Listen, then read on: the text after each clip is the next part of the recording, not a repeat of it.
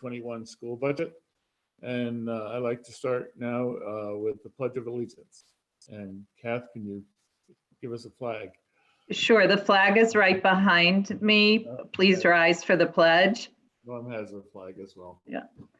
I pledge allegiance to the flag of the United States of America and to the republic for which it stands, one nation, under God, indivisible, with liberty and justice for all. Thank you. And Ken, would you give out some instructions on calling in and things like that before we start? Yep. So we have all the instructions posted on our website. The format is going to be when you call in, please dial *9 to raise your hand. That'll give me, the host, an indication that you wish to ask a question and help me differentiate between people who may have called in as opposed to being able to watch on YouTube. When we acknowledge your phone number, I will call it out and ask you to state your name and your address before your question. Thank you. Norm, would you please read the call to the meeting? I will. Good evening, everyone. Warning of public hearing for the proposed budget for fiscal year 2020-2021, Regional School District 13 of the state of Connecticut, Durham Middlefield. Wednesday, May 13th, 2020, 6 p.m. Notice is hereby given to the residents of the towns of Durham and Middlefield, which are the member towns of Regional School District 13 of the state of Connecticut, that a public hearing will be held and conducted by the Regional School District 13 Board of Education on Wednesday, May 13th, 2020 at 6 p.m. for the following purpose: to present and discuss the proposed budget for the next fiscal year, July 1, 2020 to June 30, 2021. At such time, any person may recommend the inclusion or deletion of any expenditure. Pursuant to Executive Order Number 7B and Executive Order Number 7I by Governor Ned Lamont, the meeting will be held via YouTube for the public to watch. A phone number will be provided for those with comments to call in. The YouTube channel and phone number will be posted on the district website at RSD13ct.org on May 11th, 2020. Signed, Robert Moore, Chairman, Regional School District 13, Board of Education, State of Connecticut. The return of the call. Return is hereby made that the undersigned on the 6th day of May 2020 caused to be posted on the public signpost in the towns of Durham and Middlefield a written warning by the Board of Education, and on the 6th day of May 2020 caused to be published in the Hartford Current, a newspaper having a circulation in the towns of Durham and Middlefield, a like warning of the public hearing on the education budget to be held on the 13th day of May 2020. Signed, Robert Moore, Chairman, Regional School District 13, Board of Education.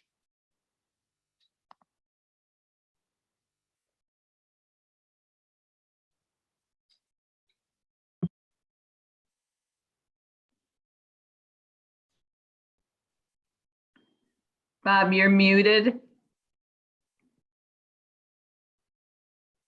Thank you, Norm. And tonight we have a very different presentation for you on the budget.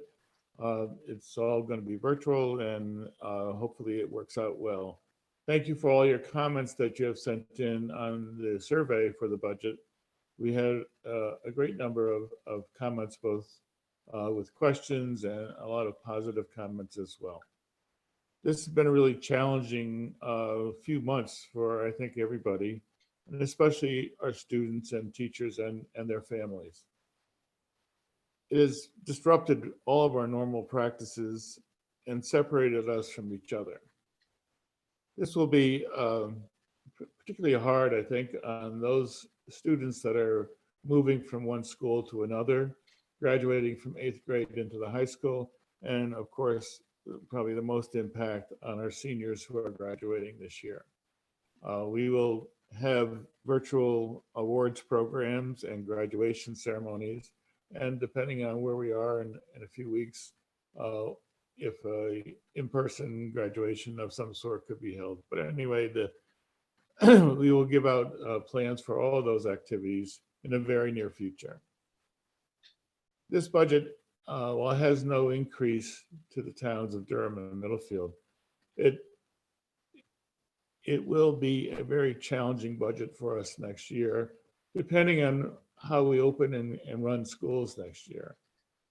This budget may have to be some reallocation of resources within it in order to meet the changing demands for shorter school hours, various sessions, transportation, smaller classrooms, and whatever is necessary to meet the demand for the school next year. And so we expect that this budget will be a little bit more flexible during the year. But anyway, it's going to be a very complicated matter over the next few months. And with that, I would like to start first with Dr. Serino, who will give us a slideshow which will summarize the budget. And following that, there will be also a slide presentation of many of the questions that were asked in our survey. Then following that, we'll take any questions from those of you who are listening and being patient to be with us. So thank you very much. And Dr. Serino. Thank you. I'm just going to begin sharing my screen with everyone here.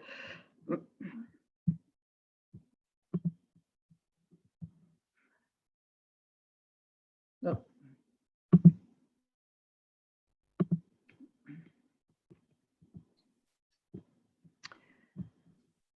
Can everybody see this? Yes. Okay. And you can see it as a full screen.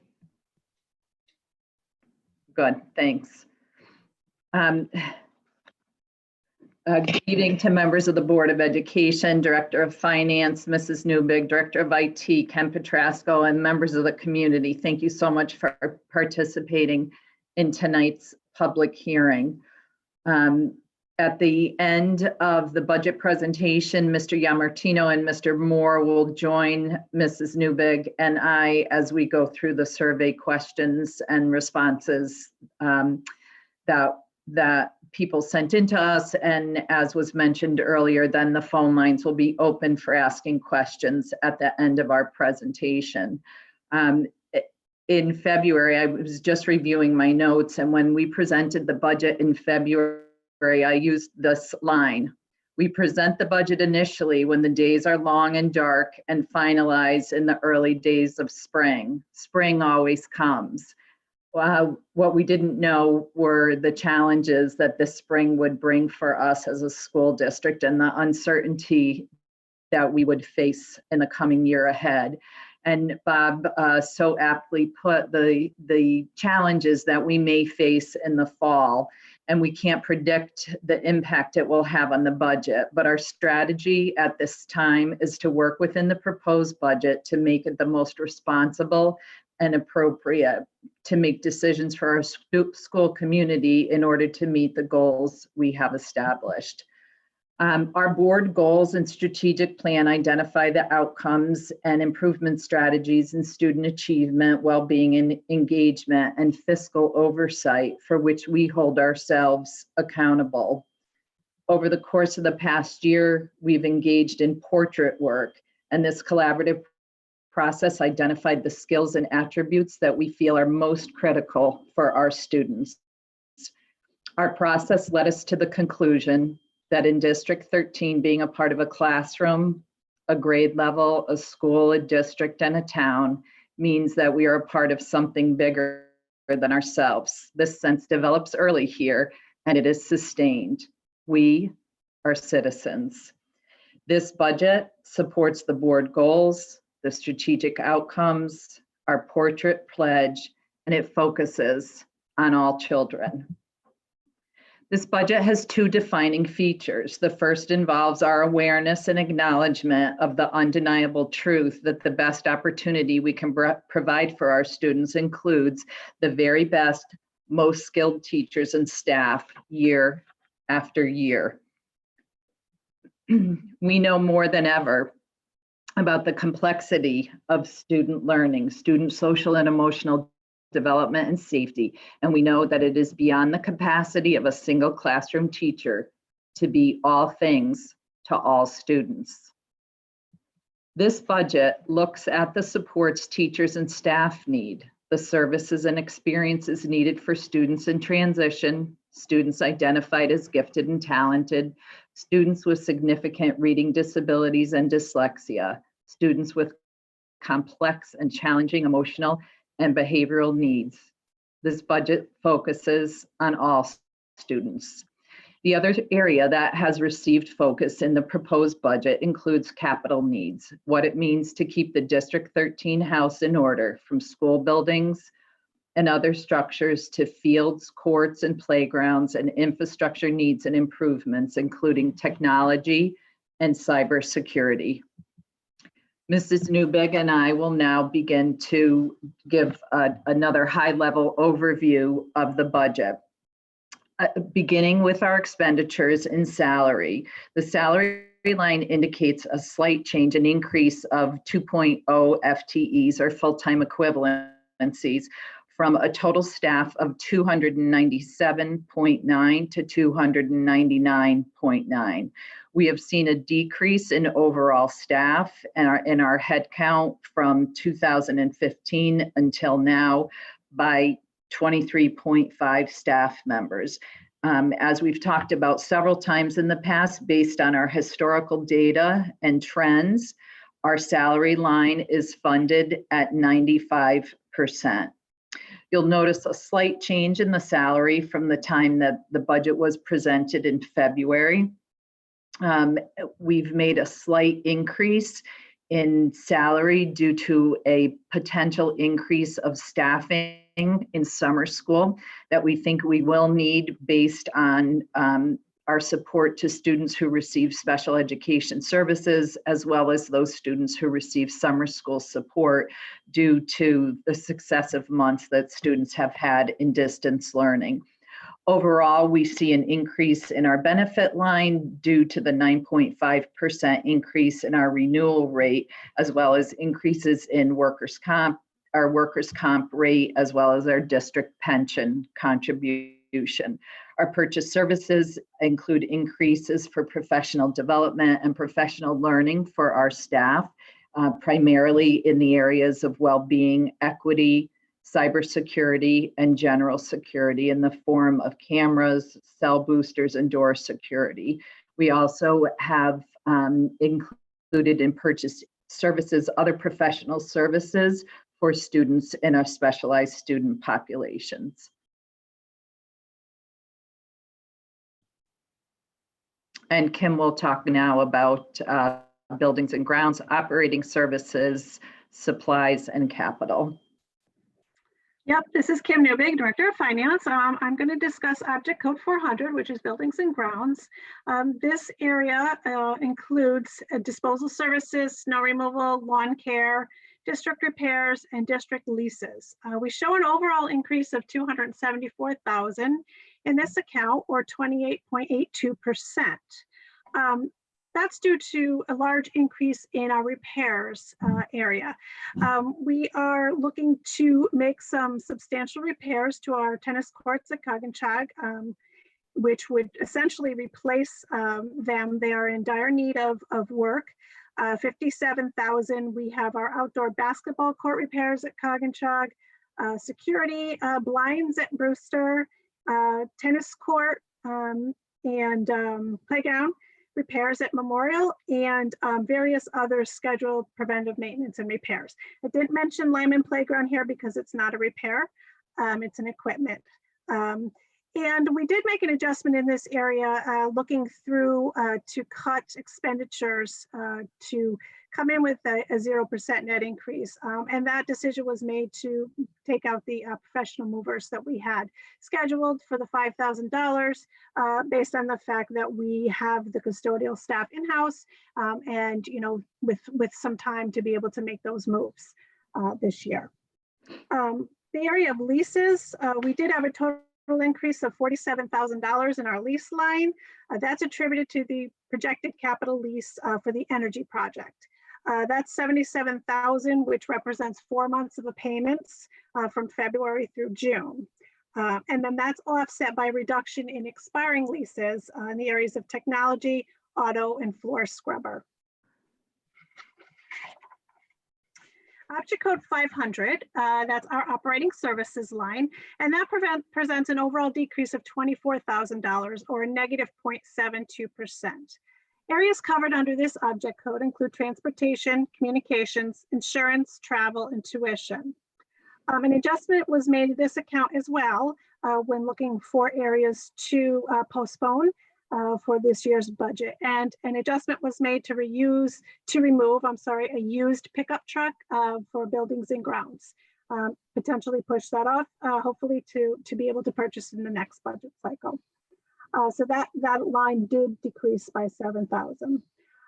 There was some increases in transportation in this line due to our contractual increase of 3.5% with DACO. And we had to add an additional type 2 bus distances in students' homes. Type 2 buses are the smaller buses, and the distances in the students' homes were just too much to get them to school on time. We have some VOAG transportation and also magnet school GHA. We don't typically pay magnet school transportation. We were riding with Middletown to Greater Hartford Academy. And this, just in the 1920 school year, Middletown has used correct buses, which don't come into Durham. So we were transporting the students from the high school to Middletown to pick up the correct bus there. So that was in that. Communications, liability insurance, travel, we had an overall increase of $8,000. That was primarily because our property insurance increased by $11,000. Tuition, we had an overall decrease, a large of $236, and that's attributed to the proposed alternative education program that offsets the increase in any kind of outplaced tuition that we had experienced in 1920. Next is object code 600, which is supplies. This object code encompasses classroom and instructional supplies, curriculum supplies, buildings and grounds supplies, and textbooks. There's an overall decrease of $166,000 in this account, or a negative 10.74%, after a reduction in various supplies across the district. Had the administrators look at their budgets and were able to come up with a few areas where we were able to cut supplies. Classroom instructional supplies did increase in this budget initially by $44,000 for K-8 and $25,000 at the high school due to the district purchasing student supplies previously supplied by parents.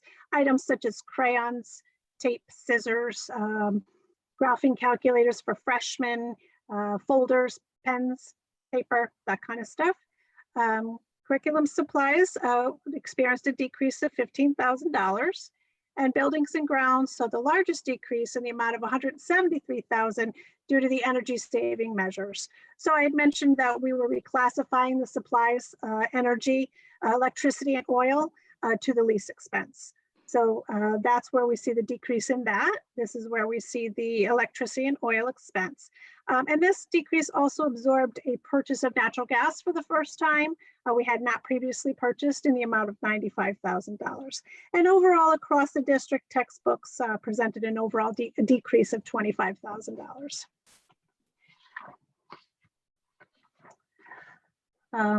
Object code 700, capital. This object code consists of buildings and constructions, capital reserve, technology, hardware, and software, and district equipment hardware. This is an overall increase of $36,000 or 4.79%. In hardware, we were looking for $23,000 for the expansion of the one-to-one Chromebook for the 6th grade at Strong, iPads for grade K and 1, and an office computer per the replacement cycle. Software was $35,000 due to cybersecurity software,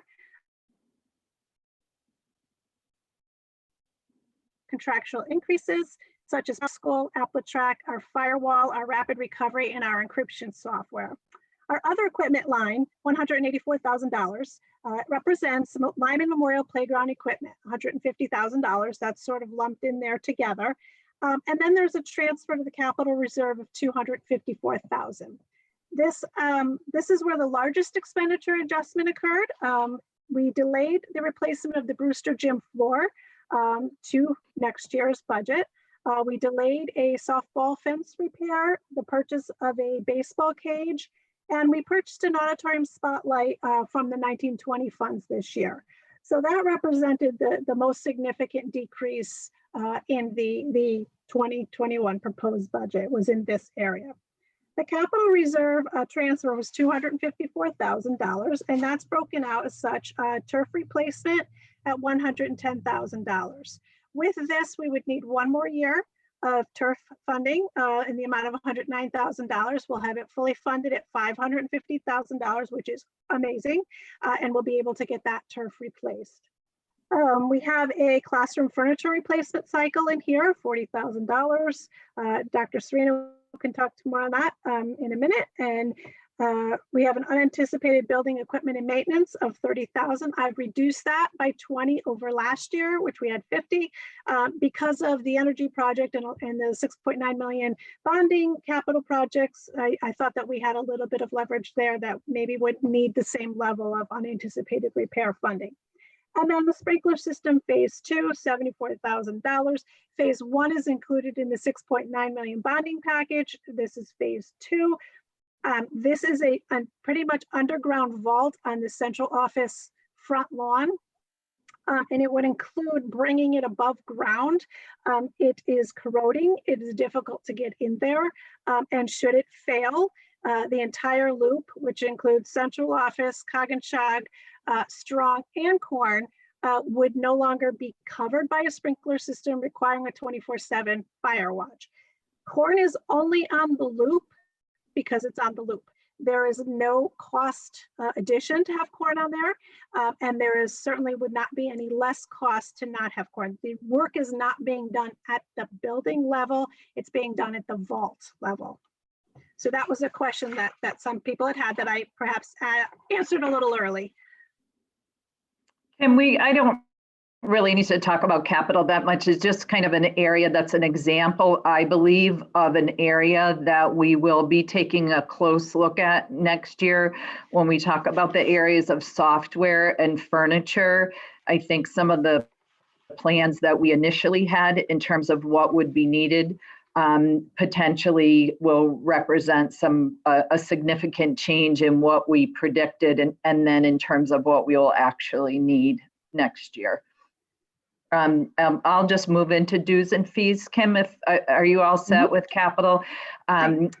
Dues and fees, you'll see just a very slight increase there of $9,000. Dues and fees really just covers different fees for professional organizations, and then that slight increase, we were very fortunate to have Merwin funding for our robotics team, which the district will pick that up on our own. And then Kim will just quickly talk about debt service, and we'll move to revenue.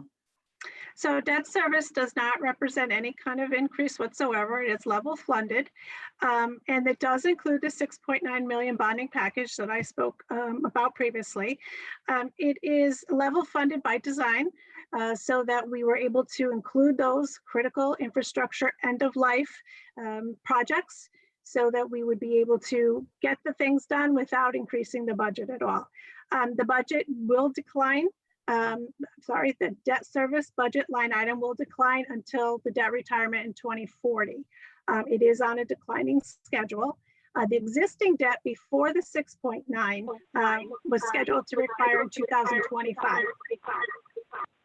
And then I'll have a graph a little bit later on in the presentation that'll show, it'll be a visual pictation.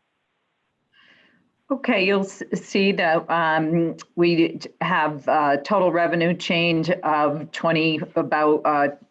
almost 25% are in adult education, just a slight increase in the revenue that we anticipate there. We don't believe, or we're not predicting a change in our building and grounds rental, which is exactly what it says in terms of outside agencies and outside groups using our fields and our buildings. Kim will talk about interest income, and I'll talk about in-house tuition next. So interest income is just what it is. It's the interest that we are earning on our fund balance that we have in the bank. In terms of in-house tuition, what we look at here is the tuition that we got from our pre-K program as well as MTA. We are anticipating, or we're anticipating, an increase in enrollment in MTA, causing us to see an increase in that tuition of just over $100,000. And activity fee and other represents such fees such as the gate receipts for sporting events, student parking passes, STEAM camp income. It also includes the deletion of pay to participate this year, which you'll notice the decrease of $70,000, and that represents the budgeted amount for pay to participate fees for this year. The 1920 estimated surplus applied, you'll notice that is a new line.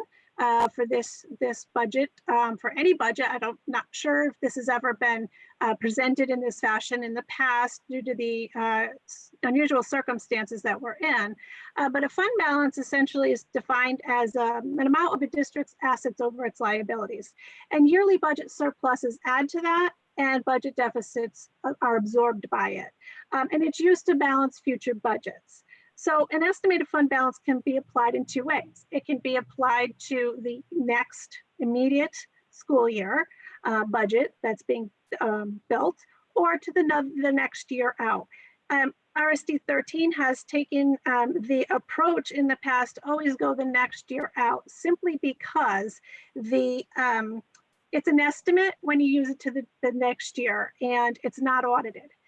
And you know, anything can happen. You build a budget, you finalize the budget in May, and then you could lose a critical something and need the money in June, and you don't have that money.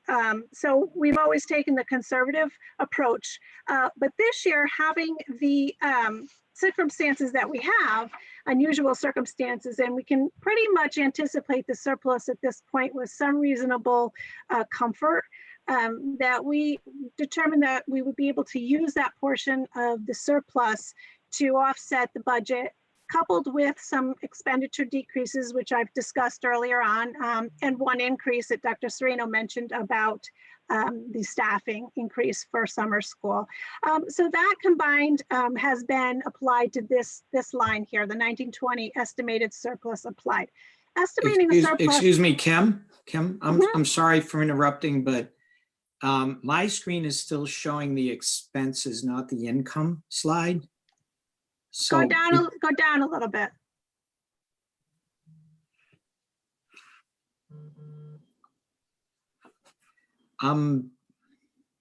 Okay, I see it. Got it. Sorry. That's okay. So the total anticipated surplus can change day to day under these circumstances, was calculated sort of at about $683,000. $616,501, which is what was used in combination with the expenditure reductions of $168,000 to bring this budget to a net zero. Not sure we're ever going to see this line come into play again, where it's the next year carryover, but that's where you'll see any kind of surpluses that we are experiencing this year. That's also offsetting for any kind of decreases in revenue that we were thinking we were going to have, such as preschool tuition, food service, parking, gate receipts, such things like that, that we are not going to be realizing due to this premature school closure. And then the next line is the fund balance carryover, which is what I had said, where we do the next year out. So this represents sort of the accumulation of, surpluses and deficits over the years. And the portion that you use for 1 year, so you'll see the budget of 2019-20 is 1.5 million. And we're proposing to use 1.4 in 2021. The math is, if you add those two together, you get the 2.9, which is what our fund balance shows on our audited financial statements. To that point, there are some reserved numbers in there, so not all that fund balance is available for necessarily for use, but that's how the math is, and that just showed a $41,000 decrease over the previous year. Doesn't mean we lost $41,000, just mean we had that less amount to use. Thank you, Kim. The last two areas in terms of our state and federal grant money, special education excess costs, you'll see that we're predicting a decrease. The excess cost is generally the difference for a rather expensive special education outplacement in terms of what districts are responsible for paying and what the state believes is in excess of that.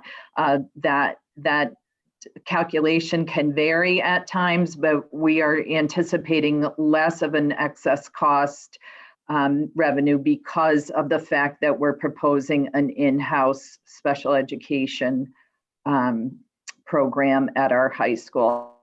And the magnet school transportation, just a slight increase there of $6,000 with an overall proposed net operating budget that is the same as the current year. The next slide will just very briefly show you the changes that we made when we went from a 2.62 budget to the 0 in terms of any additions or deletions that we made to the budget. So I'll speak to this, and I actually was a little ahead of myself earlier. This just goes to what I was explaining to under fund balance, that we had made adjustments to the budget. So due to the premature closing of the buildings, the district will experience a surplus in various areas. In areas such as supplies, athletics, fuel, electricity. This has been estimated to be about $683,000, of which the $616,501 has been applied to the 2021 budget. So you'll see that on line 2 on this screen. I had mentioned an addition, which is to expand our summer school. So we had increased some staffing there, and that is our only addition to the budget. The rest is the deletions, which would be the professional movers, which I had mentioned earlier. Buildings and grounds, we had taken out a music room carpet, just decided to delay that. The buildings and grounds lease truck, various supplies in the amount of $12,000. And the capital equipment, which I had mentioned earlier, which was the biggest bulk of the reduction, which is the gym floor, softball fence repair, baseball cage, and auditorium spotlight. Additionally, the dues and fees for the China travel, that was taken out as well. So that represented a $168,000 decrease in expenditures, and the revenue carryover at $616,501. Both of those combined created the net zero budget. Thank you, Kim. And just a continuation of that, we, as we looked at the potential challenge that the school district and the towns could be facing, we did work to come in at a 0 with a budget that we felt would not be taking away services from students, and also we're considering the impact to both of our member towns, which you can, I think this is pretty self-explanatory in terms of the change in the student population, are the net expense to the member towns, the ECS grant funding, and then finally the net cost to the towns with either an increase or, which is in green, or a decrease to the member towns. And this represents an enrollment change. On October 1st, our enrollment is examined to determine allocation percentages for the member towns. And Durham had a reduction of 46 students, Middlefield had a reduction of 19 students. So that switched the allocation rate of a 0.18% to a higher Middlefield. The net allocation per town, as you can see, is at 22,927, 422 for Durham, and 11,674, 785 for Middlefield. Both towns experienced an increase, the bottom line, of the 82 and the 112 due to the decrease in the ECS funding. So when I apply the ECS grant there in the middle of the screen, 3.1 for Durham and the 1.8 for Middlefield. You'll also notice off to the left the amount that was decreased from the previous year, 145 for Durham and 50,000 for Middlefield. So when you compare the 2 years, the 1920 cost of the towns and the 2021, both towns do see an increase, even with a zero budget. But that's simply due to the decrease in the ECS funding. Now, the reason it's not the same amount as the decrease in the ECS funding is because of the change in enrollment. So the net $284 that was from Durham to Middlefield for those students. And so Durham would have had a 0% increase. I'm sorry, Durham would have had a decrease of the 62,284 had ECS remained same. And Middlefield would have had an increase of the 62,284. Apples for apples had ECS not changed. Thank you, Kim. I think that's a great explanation of how that formula works. We just like to be able to show the change in the budget over the years, especially because we have had a few questions through the survey and generally every year about why we aren't cutting the budget more.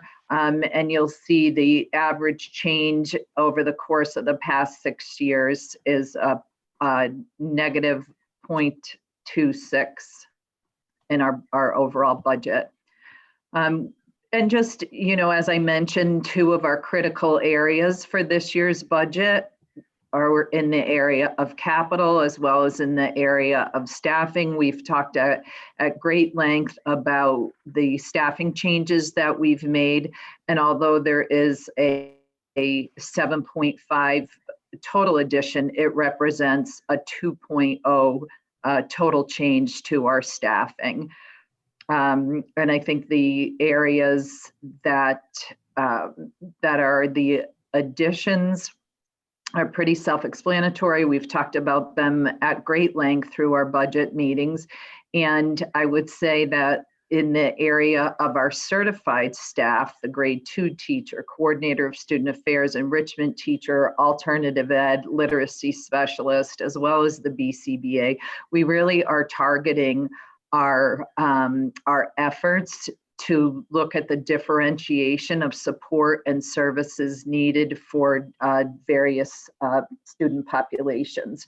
Systems technician, if ever there was a time where we saw how important it was to have a tech department that's fully staffed as well as diversified, this is it. And then, as you know, we made the change from a 0.5 administrator in the HR specialist to a 0.5 non-certified administrator. This is just another look at the capital reserve that I had mentioned earlier, just so that you can see this out here. I talked about the turf being fully funded if we are funding the entire 109 with the 21-22 budget. The classroom furniture, the building maintenance, and the sprinkler phase 2. That encompasses the 254,000 transfer capital improvements, capital reserve. The next slide is the debt service. This is the level funded from 1920 that you can see in the first 2 bar charts there. The orange piece, like I indicated earlier, was the 6.9 million that supports. This just shows the decision that was made to level fund to allow those projects to be completed without increasing the budget, but still maintaining a declining debt service. And the blue just kind of shows where we were before we did the 6.9, and then the orange shows us how it carries out from the 2025, which is where I indicated is where the current existing debt before the 6.9 retires. And this does bring us out to 2040. Yeah, and then this is just, money that was, this is for board discussion for future budgets with, the drop in the debt service in 2025-26 would create additional opportunities for the board to consider, or even before there as it's declining.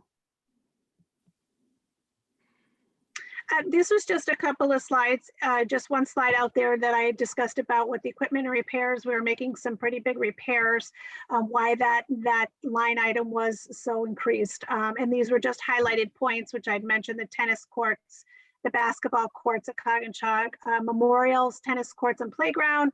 Here's the Lyman playground under equipment, and the Brewster security blinds. Just a couple of big ticket items I just wanted to put out. Finally, this is our last slide in the presentation, something that we include all the time. Lots of information there for you to see the per pupil expenditure, an area that is a point of interest for many people in the community. I think it's interesting for people to see the state average, what the average is for regional school districts, which is always higher than just a regular municipal district, what our DERG average is and what ours is specifically. So you're able to take a look at that. And this was a question that came up in the survey. And another question today that was asked about, well, how do you either keep your per pupil expenditure where it is this year, and what would the reductions in the budget need to be in order to keep it at this level? And really, what are some of the things that affect the per pupil expenditure? And Kim can just talk about that really briefly, and then we'll move to the survey questions. So per pupil expenditure is a formula, and I say a simple formula, but it has a lot of moving parts. It's essentially average daily membership, which is your enrollment plus some CSDE, Connecticut State Department of Education adjustments, and your end of year financial submission to the state. And that's just your expenditures divided by your average daily membership. Seems easy enough. However, if you're with declining enrollment, when your denominator increases greater than the reduction in your numerator, you're going to have a large increase in your per pupil expenditure. The formula, let's see. So that's the largest factor, is the decreasing enrollment. The 2021 budget would need to be cut by approximately $1 million to keep the per pupil exchange the same as it was for 1920. 1920 is not a typical year. We haven't finished the year, and we've got some unusual issues to deal with. So to that point, I recalculated the per pupil expenditure that you'll see here for 1920 was $22,259, and I reclassified that, and I included the surplus of the 616,501 that we talked about earlier, and I came up with an estimated PPE of $21,858. So a reduction of $401 over what you see here, should everything hold the same. Should the projections be the same? Again, that $22,259 was a best guess at the time as well, because that data is just really what you're planning in your budget. My original estimate at the $22,259 was an increase of $1,749 over 1819, and the recalculated number is an increase of $1,348. So it takes a lot to cut a numerator to have movement in your per pupil expenditure. Another factor would be if and when John Lyman is closed, $1 million a year savings, $925 in the first year, and $1 million in annual cost avoidance going forward is certainly going to help move this number down. Thank you, Mrs. Newbig. Let me see, sorry. I just wanted to, here we go.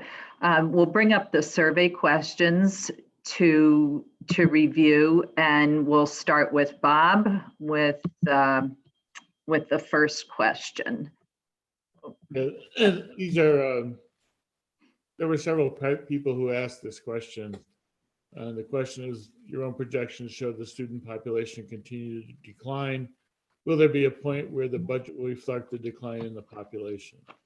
Well, I think, as you can see, we've had an average of a budget decrease over the last 6 years. And if you can look on this chart, you'll see in 2016 and 17, a really large reduction. That was due to closing Corn School and, and having the reduction of an administrator and a variety of other support services. Again, over the last 5 years or 6 years, the budget has remained basically flat, while the cost to run the buildings, the cost for heating, the fuel, the fixed costs that we have, insurance, all those have increased, and we've been able to maintain basically a no increase in the budget. And that's due to very careful budgeting and a lot of cuts over the time period. So I think that we actually do reflect a reduction in the population by keeping this no growth in the budget. So the next question. Yeah. Are you doing this one, Kath? Kim, were you going to? Go ahead. Yes. Yep, I want to make sure I was not on mute. Please Okay, explain so the how can you NPR. reasonably support a budget with increased expenses by 1.5% to 37.4 million when we are all very familiar with the state MBR rules? So MBR, minimum budget requirement, is a state statute that a town may not budget less on education 1 year than it had a previous year, in the previous year. There are waivers and exceptions to that statute. But in the base, the bulk of the MBR calculation, it is based off the town allocations, not the total expenditures. So expenditures can increase, but that will not affect MBR for future years. The fund balance is carried over as revenue, and that reduces the town allocation. And MBR is the net budget, less debt service, less various other items such as capital and land purchases. So it is based off of the net. So you can have an increase of the 1.5 in expenditures, and that will not negatively impact the MBR for future years. It's not a budgeting strategy that we typically look at when we're creating the budget in terms of getting to the MBR. And there's also a potential for reducing the MBR when Lyman closes because we can apply for a waiver due to a closed school.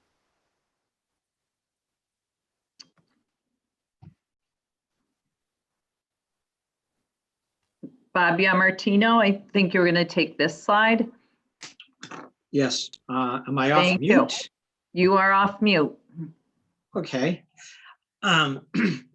There's a number of different projects going on this year. We convened a playground committee to help address and look at the capital needs of all of the recreational facilities across the entire district. We had very immediate needs due to the John Lyman School, and then some longer intermediate ones such as the Memorial Playgrounds and Courts and the high school. Longer term, we have additional needs. We hope to when we can start meeting again, to put together a 20-year plan so that none of this becomes a surprise and it's all figured in along with the capital budget. So most of the questions that we had coming up was regarding buying some playground equipment for John Lyman School. So I want to just give a little background on what happened at John Lyman. The John Lyman School playground equipment had originally been built in the summer of 1994. It's a predominantly wooden structure, and it was constructed by volunteers from the community, including materials and labor. This equipment has really served the district well for the 25 years that it's been in service. However, due to time and weather, the wooden structure was deteriorating. On December 13th of 2019, a playground inspection was conducted as part of the routine compliance and risk assessment that we do on all of our playground equipment. The playground is inspected with regard to compliance with U.S. Consumer Protection, Product Safety Commission and the Association for Testing and Materials Playground Safety Standards. So they're actually compared to the federal guidelines as to what they need to meet. The conclusion of the inspection was, or the result of the inspection was, a recommendation for consideration to remove or replace the playground altogether, because at this point, the deterioration was such that it was deemed that it was not really safe for the kids to continue to use. The inspection was done on December 13th, and over the winter break, the playground that was there was removed. So now that we have the equipment removed, one of the questions people are asking is, why are we replacing equipment if we're closing the school or intend to close the school? Well, the Board of Education does have a plan to close the school, but currently we lack the authority to do so, and we have no definitive date set to close the school. The earliest possible anticipated closing is at least 2 years out at this point. Now, the reason we don't have that is the referendum that we took the vote on earlier this year that failed to give us the authority to close the school. Given that, and understanding that recess and playground equipment are an integral part of an elementary school student's social and emotional development, and we, the board, are compelled to provide some equipment for the students to use, the playground committee that was convened and consists of members of the Board of Education, as well as community members, people from Middlefield Park and Rec, the Middlefield Park and Rec director, as well as some of the teachers. We have made a recommendation for what would be considered a modest playground. A full playscape like you'd see at Brewster, or like you see down at Peckham Park, those run in excess of $150,000 just for the playground equipment. 100 to 150,000. We're proposing a relatively modest $50,000 playscape that the children can use. Another question was asked, what happens when we close the school? Did we just waste the money? Well, the playground committee, we were charged with looking at being able to relocate this equipment to one of the other schools, if and when John Lyman actually closes. We have been advised by the folks that actually install the equipment that that is not usually done, and that when you attempt to relocate the equipment, because of the requirements to have the posts set into concrete, the main structural posts, you run the risk of damaging that structural, the structural members. And so oftentimes they don't like doing the relocation. If they were to remove it, ultimately to relocate it, it would be in the $15,000 to $20,000 range. Missy, you were also on the committee. Is there anything you would care to add? I think you covered everything. Thank you. All right. Thank you. Thanks, Bob. We had a comment. I would urge the board to reconsider the decision to move 6th grade from Memorial to Strong next year. I completely understand the concern given the way that this school year has ended. However, our commitment is to continue a multi-year plan to reach the grade configuration that we voted on because we believed it was best for students. So our planning has been well underway for 2 to 3 years. And we have not stopped as an administration talking about in what ways the school will be prepared for the 6th graders, how we will support those 6th graders, whether we're in person or supporting them remotely. Also, we absolutely need the room at Brewster School in the coming year. And so those students will be moving up to Memorial. The question, why did you hire more staff with declining enrollment? We talked about this when we went over the budget presentation, but I shared this just as a resource so that this will be up online, but also for people to be able to see the change that we've had in our total pupil enrollment from 15-16, as well as the decreases we've made in staff. I think Kim had talked about this already in terms of the change that we made in terms of providing supplies for students. She reviewed the total amount for supplies, an example of those supplies. I think Bob Martino, I believe I asked you to go over this slide. Maybe not, or was that you, Bob Moore? Well, I'll take it. Why do you target sports? No. That was you? Okay, go ahead. The question is, why do you target sports as a pity party to get parents on board with every time the budget is rejected? Why was pay to play removed from the budget? Why aren't you supporting the field storage building? First of all, the budget has an increase every year for the last 3 or 4 years to the athletic programs. And right now, the estimated cost for them is $668,000 to support the various sports teams we have at all the schools. The pay to participate was removed by majority vote to reduce the impact on the students and their families. The pay to play was added several years ago in 2017 when we were talking about making cuts in intramural sport or competitive sports in the middle school and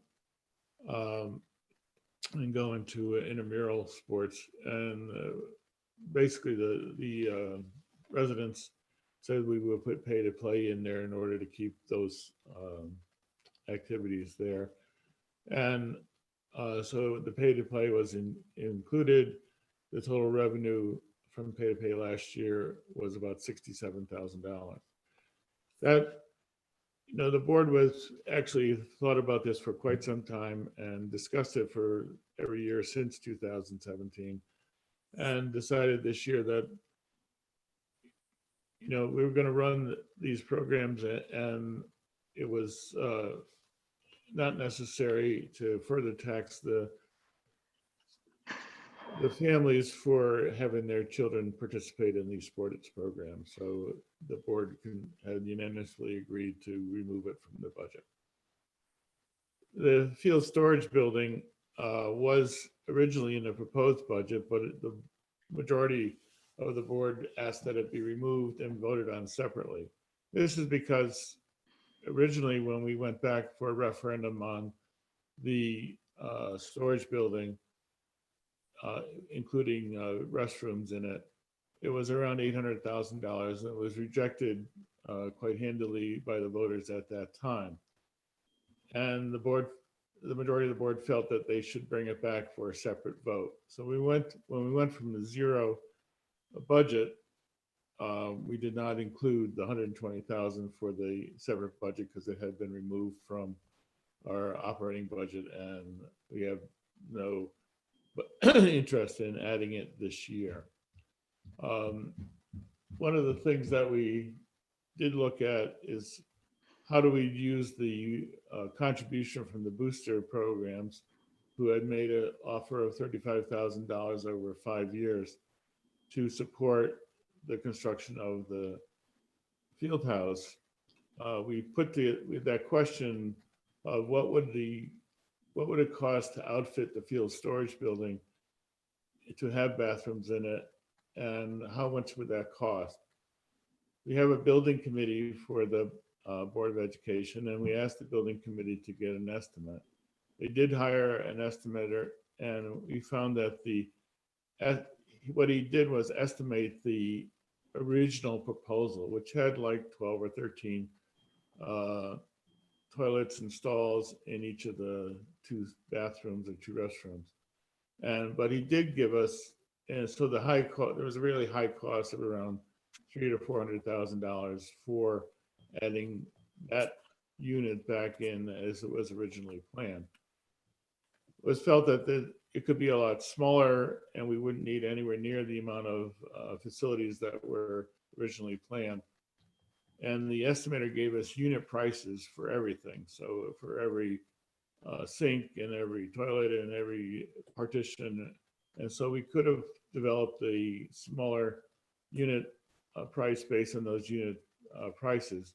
But what happened is as we started the COVID school closure, we were not able to continue to develop an alternate cost for that. So the $120,000 is not being funded this year. We do not have reduced costs for fitting it out, but I did recommend that the board fund the facility, the building, and let the booster clubs in the future pay for any installation of any toilets and sinks and bathrooms with their fundraising. And that's a long story, but that's why we were there. Thanks, Bob. I'll answer the next question. RSD13's renewal rate with Connecticut is 9.5% over this year due to our claims history. I can't see the question here, I'm sorry. Has research been done in switching carriers to decrease the rate for benefits? So 2 years ago, RSD13 went out for bid for an insurance broker as well as an insurance carrier. They facilitated the RFP for the carrier. This process resulted in a savings of over $1.2 million in the 1920 budget. The contract was a 2-year commitment with 0.5%. So at renewal time, actual loss ratio is used to determine a renewal rate. And RSD13 has an 84 to 90% loss ratio. And that would have resulted in a much larger renewal rate if we hadn't had the 9.5% cap. And we can go out to bid again for the 21-22 year. Thank you, Mrs. Newbig. And I had answered this one. If we have no intended plans for Corn School and there's been talk about leveling the building, why would we spend money on the sprinkler system? Again, Corn is just on the loop because it was on the original sprinkler system. The upgrade will be done at the vault level to bring it out of the ground and has no impact whatsoever on whether Corn is on the loop or not. Work is not done at the school level. It's being done at the vault level. Just mentioned because it's on the loop, should the disposition not be level the building, it will be able to be hooked up to sprinklers. I'll take the question. How do you justify the extremely high administrative costs that the taxpayers have to foot? Just to, school districts need administrators. I think that we have less than some who have the same population and feel that we've been really very responsible in terms of making decisions about what type of leadership roles are necessary to keep our district moving forward and advancing in addition to our building principles.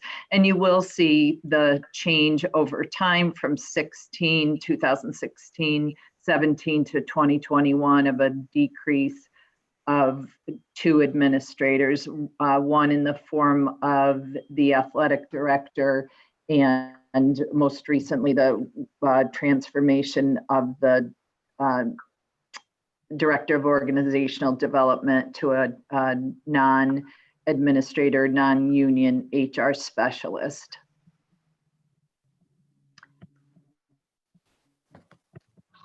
I think Is that the last?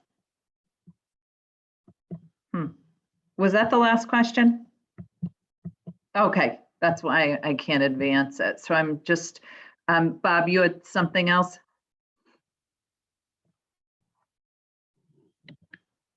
Bob, you're on mute. There you go. I think that's the end of our questions. Yep. from the Mhm. survey. And now Ken will accept any call-in questions that we can have.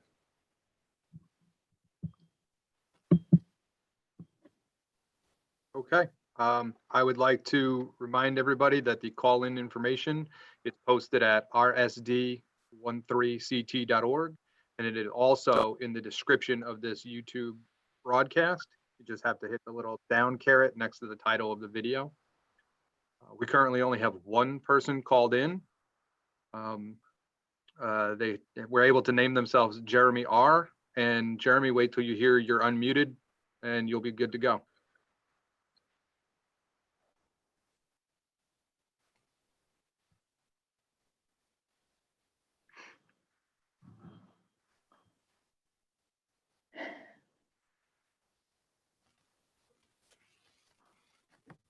I have nothing to say.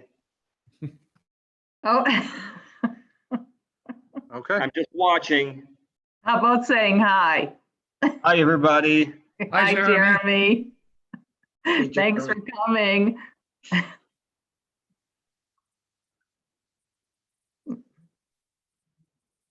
Okay, we don't have anyone currently in there. Well, I hope there are some people out there listening. And thank you very much for paying attention and listening tonight. We still have the survey open, so you can still ask questions, and I will try to answer them directly if you write to me at rmore@rsd13.org, and I will try to answer them as possible. I do have one other question that came in tonight that we will answer. Most of her questions are answered in our previous discussion.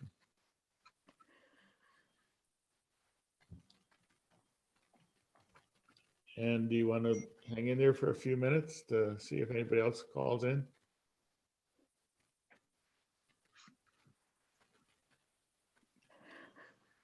Ken, there's no appearance that there's anybody else? So far, no one else has called in. I just tested it and it's still working. I called in myself. Once again, it's posted on our website and in the YouTube description. I mean, I'm a little disappointed, Chuck and Carl. I just want to say that. I thought they would have been here with us. So I think that can go on public record. I'm sure Chuck and Carol have already been through this several times. It seems to me if there's anyone who should not be required to be here, it's the two of them. They Yeah. really paid their dues long in advance of this meeting. Well, thanks, everyone. Well, thank you, everybody, and we'll close this public hearing at 7:09 on May 13th. Do we need a motion to close the meeting? It's just a Nope. hearing. Yeah. Okay, very good. All right, thank you very much. Good night, everyone. Good night. Good night. Bye, Lucy. Stay safe.